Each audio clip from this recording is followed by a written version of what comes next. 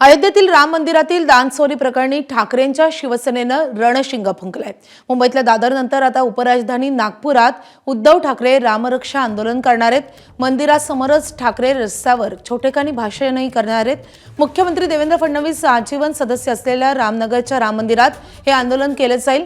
दरम्यान ठाकरेंच्या शिवसेनेकडून मुख्यमंत्री देवेंद्र फडणवीस सरसंघचालक मोहन भागवतांना निमंत्रण देण्यात आले, तर दुसरीकडे रामरक्षा आंदोलनामध्ये अडथळे आणण्याचा प्रयत्न सुरू असल्याचा आरोप काल खासदार संजय राऊतांनी केला होता।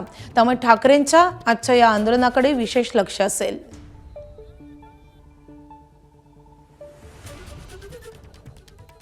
तर या आंदोलनासाठी मंदिर परिसरात ठाकरेंच्या शिवसेनेकडून जय्यत तयारी करण्यात आली आहे। मंदिर परिसरात भगव्या पताका लावण्यात आल्यात, तर मंदिराला फुलांची सजावटही करण्यात येते। आढावा घेतलेला आहे आमचे प्रतिनिधी तुषार कोळे यांनी।